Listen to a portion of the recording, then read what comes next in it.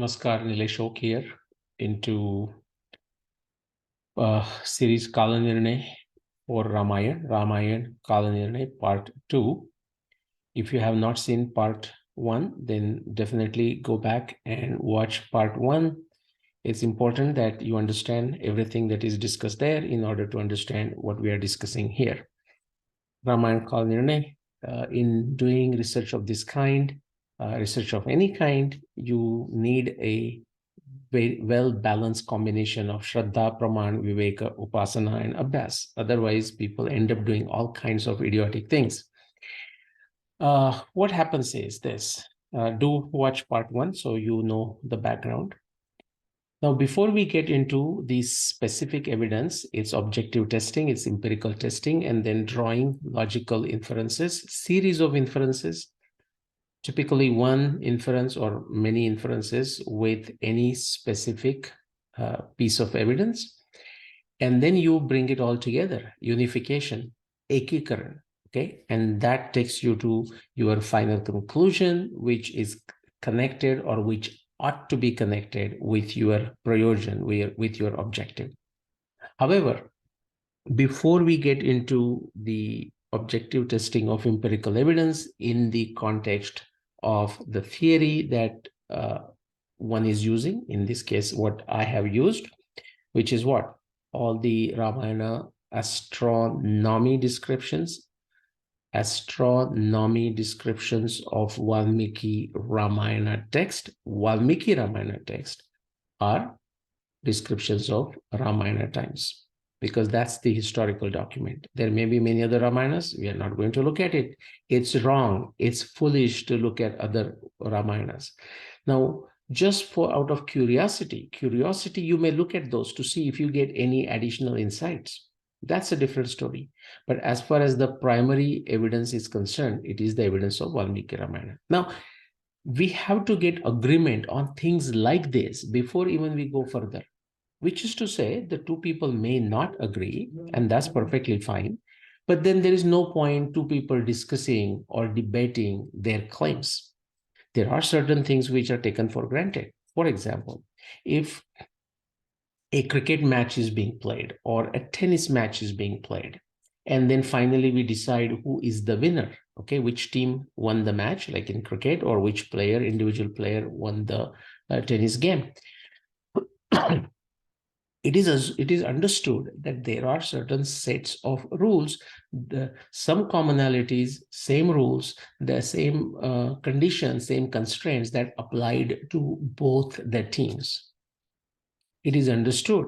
Okay, that's why you will see, how, of course, tossing a coin is one thing, but how the tennis players will change from which side they play and so on. Okay, and so on and so forth.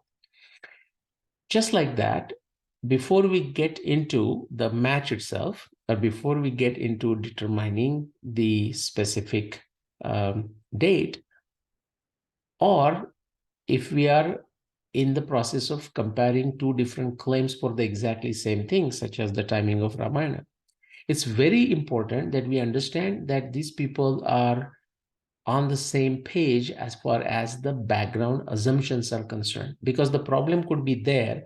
If the problem is there and if it is not resolved, there is no point going further and trying to understand who is right. Okay, so that's what we're going to discuss. Are we on the same page? This is the doubt clearing machine, or the Sanshay Nivarana Yantra. We start with a problem. That's why, problem in the sense either we don't know the answer, that's our doubt, or we have multiple answers for the same problem. And now we have to decide which one is correct. The method of modern science, the logic of scientific method, the logic of scientific discovery, or the method of our Nyaya Darshana, identical methods, okay? How does it begin? It begins with a problem. To solve the problem, we propose a solution. Conjecture is called conjecture, guess, theory, plausible solution. Once we define a theory, immediately it tells us what kind of evidence to look for. In the words of Einstein, he says it is the theory that decides, okay, what can be observed. Now, he's using the word what can be observed because in the modern science, and rightfully so, that is also the emphasis of our all Darshana Shastra, Pratyaksha is the highest Praman. Okay. And it says when it's done in appropriate fashion, Anuman is also actually a Pratyaksha because it is somebody's, it's like a Pratyaksha. And a description, even a Shabda of an authoritative person is like a Pratyaksha. And what we are doing is, these are all claims, whether a Pratyaksha, Anumana, or a Shabda, we are validating it with the help of modern tools at our disposal, a contemporary tools at our disposal, something that is available to us in terms of modern science and technology, available today, something that was not available, say, 200 years ago. Those folks would have used different means, whatever was available at that time, and that changes with improvement in science and technology or devolution in science and technology. It can happen, it can go in both directions. Anyways, so there is that theory, the statement of a theory that tells you directly, that sends you demands on what kind of evidence, if found, must be extracted and must be employed. It also puts the constraints on what kind of evidence is not to be looked into. Okay, again, back to Einstein's statement, it is the theory that decides what can be observed, what is within the purview of that particular theory, what is evidence as far as the theory is concerned, what is in scope, what is out of scope, whichever way you look at it. This is something common sense. You must get very efficient in understanding this if you want to understand how this doubt clearing machine works.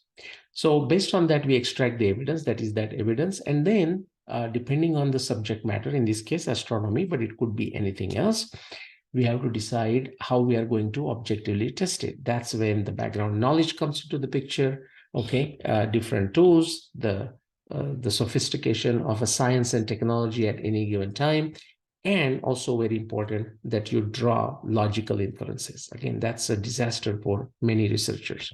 So Ramayana KalNirnaya, when did Ramayana happen? If let's say that's our problem, one of the area within the Valmiki Ramayana we looked at is like Valmiki Ramayana is super rich in astronomy descriptions of that time. How many? Close to 600. Okay, so I proposed, I had already done Mahabharata, exactly same theory.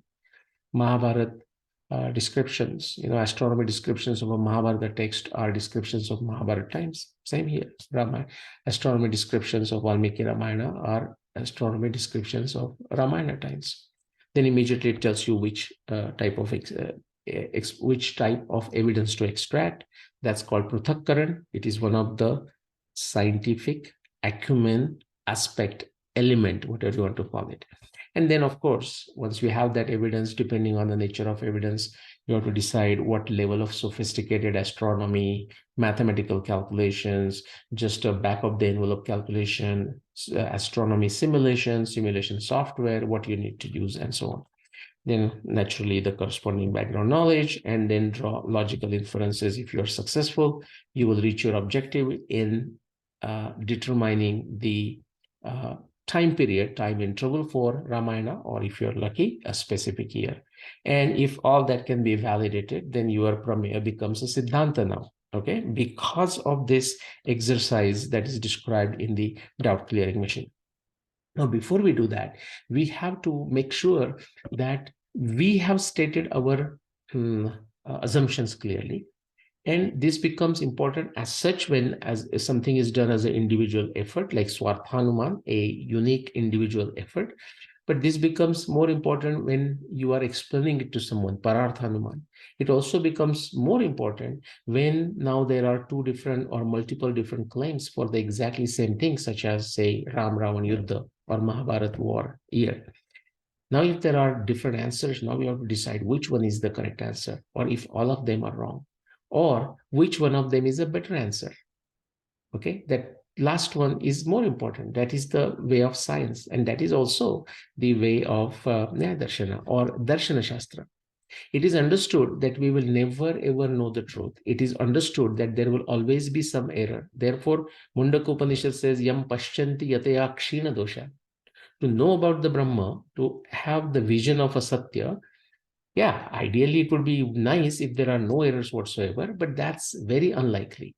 So yam pashyanti yataya kshena dosha. Even when the errors are minimized, and in a engineering language, you can say signal to noise ratio is high enough, then we can see the truth, even when the errors are not completely eliminated.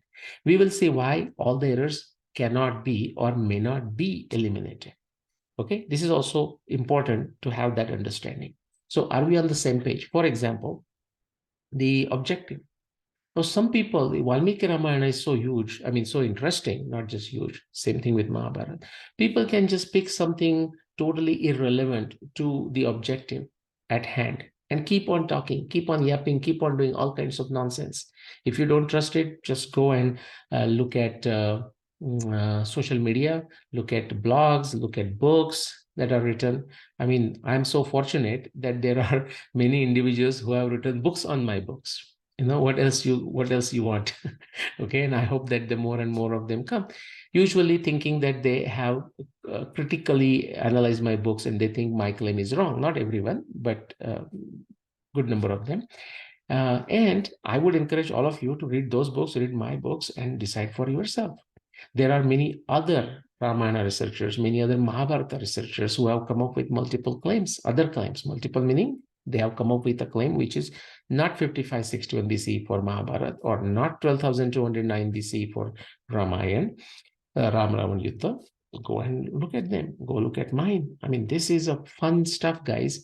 But you cannot be just lazy and say, well, but he said that and he said that. Then your story would be like just looking at the tennis match or a football match. You don't understand anything about football, don't understand anything about tennis, or watching a cricket match, don't understand anything about cricket. And just you're wondering why this one guy is hitting the ball, one guy is throwing the ball, other guy is hitting the ball, why he's running, why the umpire is sometimes raising a hand like this, why the umpire is doing like this. You will be clueless. If you're watching a tennis, you just don't know what happened. You just go back and forth, back and forth. Sometimes people are clapping, and ditto for any other game like a football. You just will be wondering why many people, like about 20 odd people, just chasing some ball, and just not very clear why they are kicking the ball here and there and goes back and forth.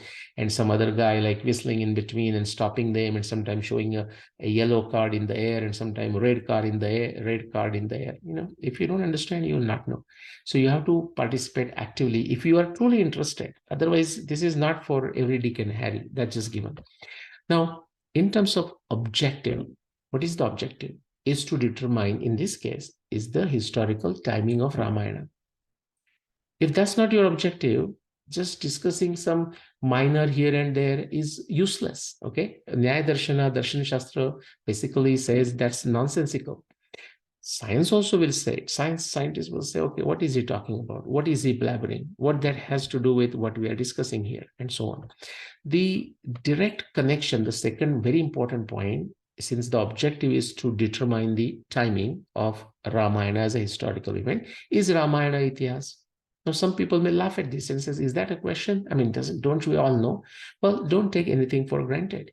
The Western Indology in last 200 years or so have done utter nonsense, and there are many woke and not oak, by the way, woke, very deracinated individuals, very many people who just never even use their brain. They just read something, hear something, and accept it. Laziness, a very low level of intellect. I mean, reasons could be many. The point is, don't be surprised if people say, oh, no, Ramayana is not Itihasa. It's like a Harry Potter. And precisely for that reason, when many Western Indologists, and now their lack is in India for many years, when don't be surprised, they say, oh, Ramayana was written in 150 BC, 400 BC, 500 BC, something like this, Gupta times, I mean, all kinds of nonsense. Even people don't know when the hell Gupta exactly existed. People don't know the Gupta time accurately, but they will say it was written in Gupta time. It was written after Buddha. They don't know the exact timing of Buddha. Okay, on and on. Or Western Indologists will say the same thing about Mahabharata. It was written 400 CE, 150 BCE, 200 BCE, and based on what? Absolutely no evidence. Now remember, these things were first composed, memorized, after some time, we don't know when, or even right contemporary times in parallel, they might be memorized, but also composed and also written on Bhurjapatra and so on in different scripts. The point is, these Bhurjapatra needs to be recopied, new copies need to be made every 200, 300, 400, 500 years. That is their lifetime. Okay. And so a lot of changes can happen, and we'll talk about those. So it's very important to also verify this assumption. Current Valmiki Ramayana text is the composition of Valmiki of Ramayana times. So this is on a Shraddha. Now people say, oh, how can we do this on a Shraddha? Well, we do lots of things on a Shraddha. When you sit on an aeroplane, you don't always check if the pilot is trained and his certificate is current or not, and whether he's drunk or not. You kind of trust the system of the airline, the particular airline you are flying. You may be right, you may be wrong, but you trust it nevertheless. This is very important, that current Valmiki Ramayana text is the composition of Valmiki of Ramayana times, that it is not something written by, say, Kalidas that we are taking, or by Eknath Maharaj 500, 600 years ago, or by some other person who is not contemporary. Because Valmiki Ramayana tells us so, that it was a Valmiki written by Valmiki, and Valmiki was a contemporary of Ramayana. Even as an assumption, we have to agree on it. Otherwise, many more useless controversies erupt for no beneficial reason. This can be Anashraddha. And somebody said, no, I don't agree with that. Then you say, okay, well, we cannot continue further.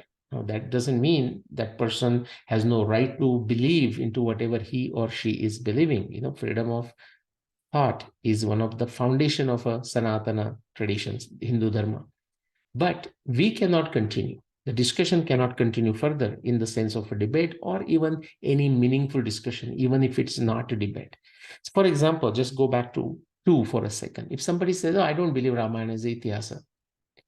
Now, do I want to keep on discussing the historical evidence? The person said, no, but still explain it to me. I would say, get lost. I'm not interested. Unless maybe he pays me a handsome amount, and then I say, well, sure, why not? Be my guest. How long do you want me to do it? $500 per hour. Tell me how long you want me to discuss this. That's a different story. All right. Number 4. We do recognize that multiple manuscripts of Valmiki Ramayana exist. That's a fact. It's not something to be debated. The next is that if you take randomly selected 2 different manuscripts of Valmiki Ramayana, the Bhurjapatra or even otherwise, very likely you're going to see, when you look at a specific shloka, same shloka, you're going to see some Pataveda. I have discussed that many times. You can go to Google and figure it out. You can take a book, Bhandarkar Oriental Critical Edition of Mahabharata, or the Oriental, whatever Institute edition from Baroda for Ramayana. Start studying. Don't leave it everyone. Oh, please explain me what is Pataveda. No. Okay, just become very sharp and start learning these things. I have done many videos on this. Also, interpolations. Okay, interpolations is like a thing that just get dragged on. My point is, yes, there are Patabhed. Yes, there are interpolations, but decide the criteria upfront. How are you going to deal with Patabhed? How are you going to identify interpolation? Just because the printer, the publisher who published, and he says these are the interpolated chapters, therefore you accept them as interpolated, or you use your own intelligence and criteria. What is that criteria? For example, take critical edition of Mahabharata made by Bhandarkar. There are some verses which are, no, they have done a great job. They preserve the verses, even if they don't include into their main critical text, let's say. But they include it if it exists in some version. Now, I'll tell you, the verses that are not the astronomy evidence that is not included by Bhandarkar into their main critical edition, like the selected verse out of the different variations. And therefore, the one that they did not select, I have shown that the one they did not select matched beautifully for 5561 BCE. Whereas what they have selected many times don't even make sense. How about that? Okay, so now they have used a certain criteria to create critical edition. The criteria is given, you should read it. If you start like a Bhishma Parva, first 200 pages, even the text doesn't begin. There is a whole discussion of how this was created. You ought to read that. It requires abhyas, upasana, tapasya, shraddha, okay, and effort, hard work. It's hard work. You have to do it, okay? Otherwise, this is not easy. And then people wonder sometimes, okay, is there a money? I mean, how's the career opportunities? People ask me. And I'm saying, well, if you have $1 billion to begin with, I can tell you this is a perfect path to become a millionaire. From billion to million, get, embrace this particular research. That's how, guys, the reality is right now. There is no money coming from anywhere. People in academics, they don't do it, the original research, the kind of research I am doing, or say Rupa Bhatt is doing, or Shrikant Talagiri has done. Even someone like Konrad Est, he didn't get any academic backing, for example, or government backing or university backing. People are living in tough conditions. Some are luckier than others, and they're doing it on their own dime. So don't be under this very stupid impression that, oh, why these guys are smiling and they are so passionate and so excited and they spend so much time, they must be making lots of money. Should I send my son? Actually, sometimes my close by relatives, either themselves or for their children, my friends, they ask, Nileshji, how are the opportunities in America? Or I want to send my children, daughter, son, for Indology. What do you think? And I said, don't. I mean, don't for multiple reasons, unless you have tons of money and you want to waste that money, sure. But even worse, because these people, if they come to these universities here, and I don't think India is different, although it's changing for good.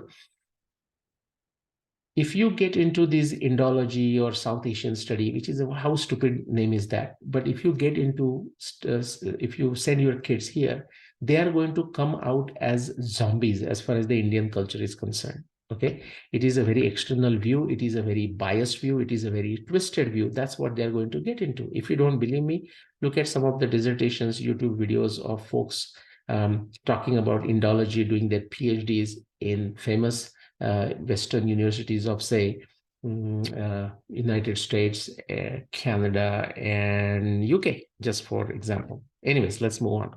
So we do recognize that the existing manuscripts of Valmiki Ramayana has a part of it and also have interpolations. We must decide what the criteria is.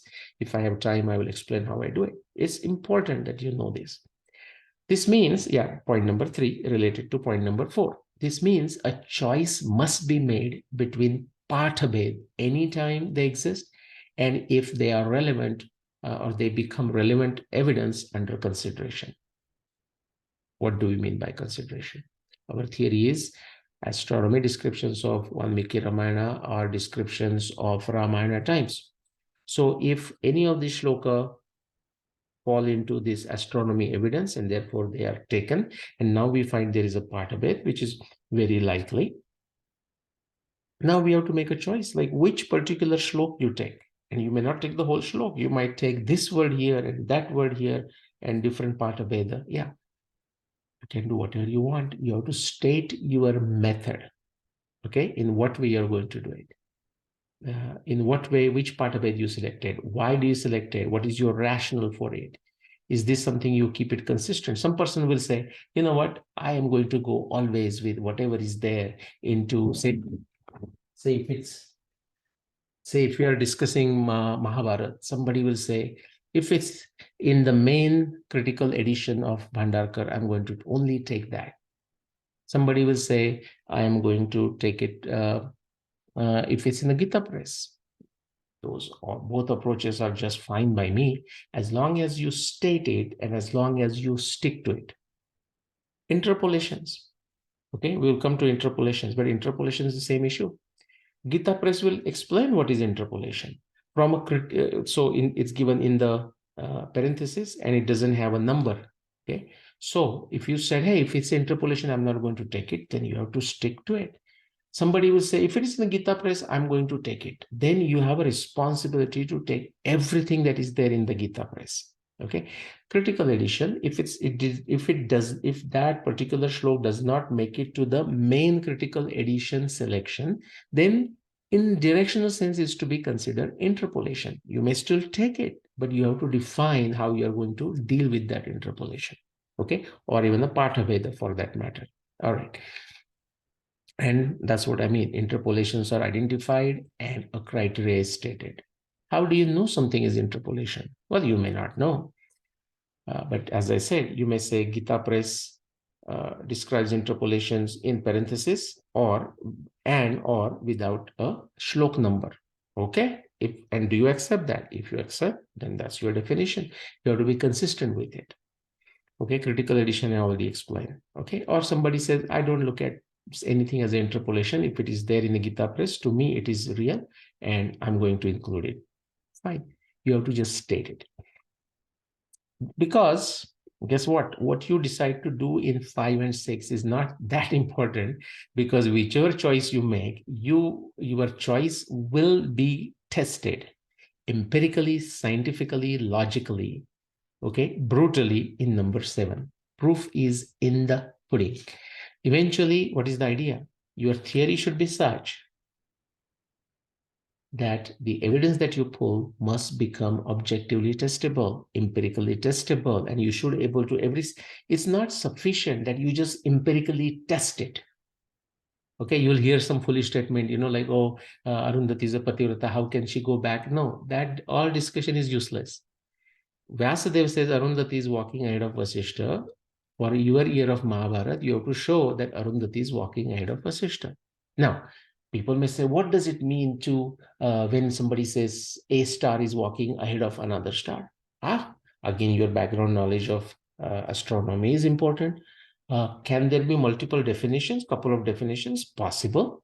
Okay, somebody may say if the star is to the east of another star, that is ahead. Somebody may say that if the star is to the west of another star, somebody may say that is ahead. Another person may say if the star is to the north of another star, that is ahead, or south of another star, that is ahead. Now, of course, people are going to ask you a question. Okay, how did you decide ahead? What is the meaning of it? Somebody will say, well, if you watch at night and look at the diurnal motion of the stars going around, and in that motion, whoever is ahead, and so on. But yes, so in principle, there can be different criteria in terms of what the definition is. But you have to still explain why you selected that definition over other definition. And based on that, what you found. And once you make that definition, there has to be a consistency. That's what we mean by objective empirical testing and drawing logical inferences. Okay, very important. Proof is in the pudding. Okay. Now, once you go through each of these evidence and test particular evidence and draw a logical inference, the inference could be local, meaning it may say something about a specific day, it may say something about the specific fortnight, it may say something about the month, a lunar month, it may say something about the season, it may say something about a specific time interval. Anything is possible. And now you have to bring all these inferences together and you make a case. So in case of Mahabharata, there are 300 pieces of astronomy evidence. In case of Ramayana, about 600 pieces of astronomy evidence. When you go through this exercise here, okay, essentially, let's say 4, 5, 6, 7, etc. Just like a cricket match, this one team made these many runs and this team made these many runs.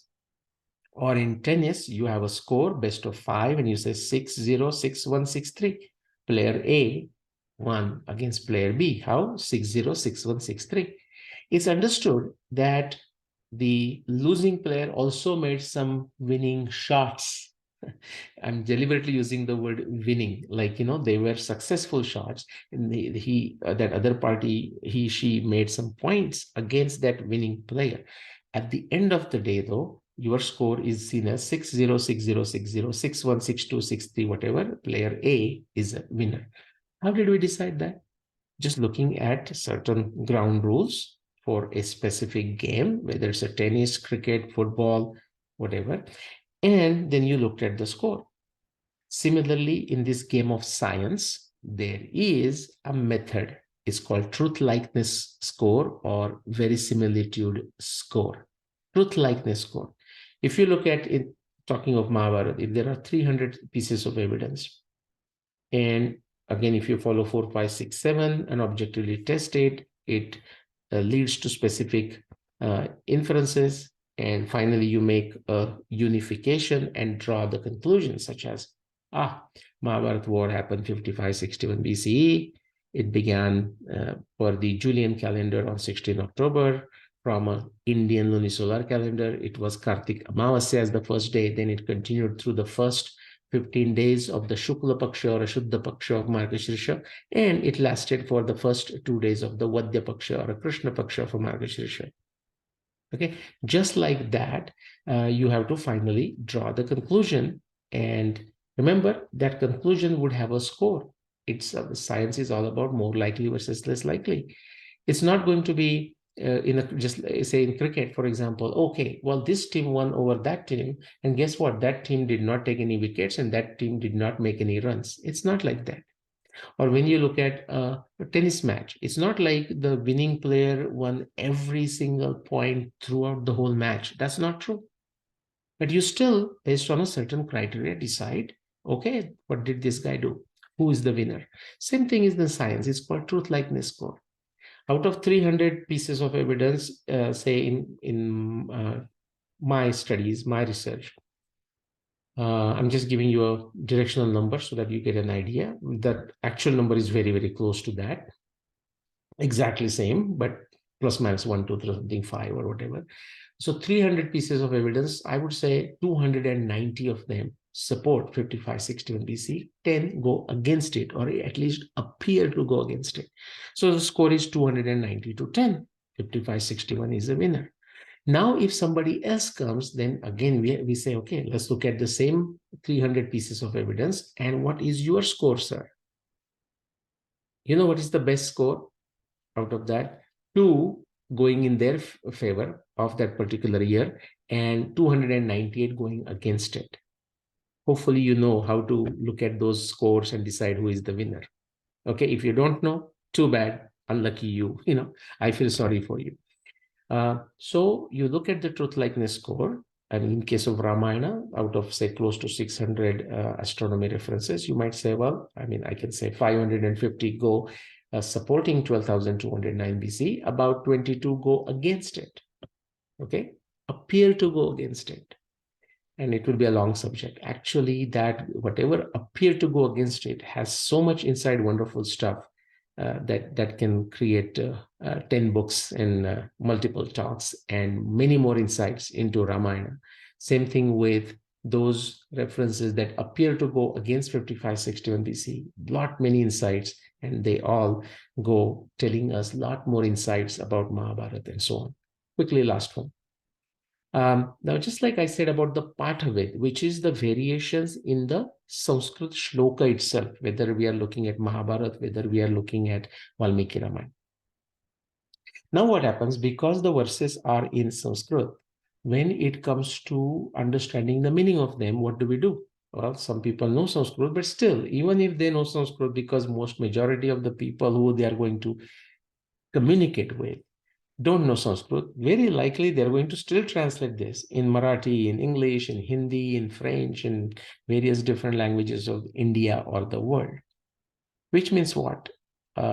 Many translations exist, okay, in Hindi, in English, in Marathi, and other languages of India and the world. And there are variations among those translations. I don't mean between Marathi and English, they also exist. But even if you take, say, 5, 6 different translations in English of Valmiki Ramayana or in English of Mahabharata, very rarely you are going to find 2 English translations of the same verse, even without Pathabhed, to be the same. That has to do with the knowledge of the translator. Okay, knowledge, not just knowledge of Sanskrit, not just knowledge of English, that person's knowledge of Mahabharata, okay, that person's knowledge of Ramayana, that person's knowledge of intricacies of Sanskrit, that person's knowledge of the special subjects. Because if he's translating, say, hydrology related reference or astronomy related reference or seismology related reference or related to seasons, related to calendars, how much he or she knows, the translator knows about the calendars. Based on that, you can find lots of errors in all translations, exceptions none. Therefore, what can happen is the person may say, again, similar to number 5, okay, or number 6, somebody says, you know what, if it's a Gita Press translation, I just take that and I'm not going to look at anything else. But then the requirement on that person is he uses or she uses every single Gita Press translation. Somebody will say, I'm going to use Kishore Mohan Ganguly's translation. Hey, be my guest. But then you have to always use Kishore Mohan Ganguly's translation. Some person will say, you know what, I use my judgment. I look at Kishore Mohan Ganguly. I use this, and sometime I use this, sometime I use this. Fine. Then do explain. It's not like to corner you, but do explain why did you selected this translation from Kishore Mohan Ganguly's this time, but some other time from this. What was at least going in your mind? The idea behind it is to even learn from that person's efforts, like why did he or she went with that kind of selection. And frankly, the situation will be there, I have experienced it many times, is that none of the existing translations are anywhere close to the truth or not very good, in which case I will do my own translations. How do I do it? With the help of Sanskrit dictionary, with the help of Sanskrit experts, looking at all different translations, going back to whatever the subject matter knowledge. If it's astronomy, it's a seismology, hydrology, whatnot. Go to experts, have a long discussions with them, use dictionaries, and use your own knowledge, whatever is relevant discipline you are testing that particular evidence, and come up with your own translation. But you should be able to explain why you did what you did. Okay. So therefore, the selection criterion would be similar to 5, with the additional possibility that none of the existing translations could be valid. The difference is in the number 5, if something exists in Valmiki Ramayana, different manuscripts, yeah, we understand part of it, but you must include it if the theory demands it, and also theory puts constraint on it. If it demands it, you must include. If it puts a constraint, then you must not include. I mean, both are the what you can say, two sides of the same coin. Okay, that's it. So this is very important. You understand this. Again, this is not limited to Valmiki Ramayana research. This is not limited to Mahabharata research. This is applicable in any problem solving. If you want to put man on the Mars, guess what? You have to start going through, are we on the same page? Okay, do the rules, the gravity rules apply? What happens on Earth apply on the Mars? Now the gravity constant would be different, but do we assume this similar inertial body attraction what will exist? So we have to go through the list. Okay. We said there is a water. Is that the same water as us? I mean, we'll be able to use it. Whatever it is criteria, you have to go through this and make sure you are on the same page. That is not to say that your assumptions could always be correct. No, they could be wrong. The point is you have them under discussion. They are being discussed. They are being analyzed, and they have been agreed upon with. You keep a right, cumulative right, you should say, to change if required, if appropriate. Okay. That's it. It's very important. Now, guys, this is what just on the few aspects of the doubt clearing machine. But this also should tell you how much thinking, how much planning, how much rigor that goes into a study of this kind. This is not plug and play. If anyone is thinking, please tell me which planet is where, and I'll plug it into a computer. No, don't be so naive. Okay, no, it's not that easy. There's a lot that goes into this. Okay, all right, this is part 2. Write your comments only right here. Do not write comments related to these other places. Do not send emails. Do not write in the Facebook and Twitter related to this. Write only in comments to this YouTube.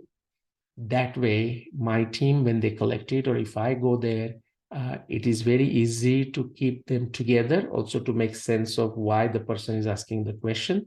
Any other places where if you ask the questions, they will be ignored. If you do that thing repeatedly, you will be muted, you will be blocked, whatever is appropriate. Okay. And I have given full powers to my team to do the thing as appropriate. So follow these instructions.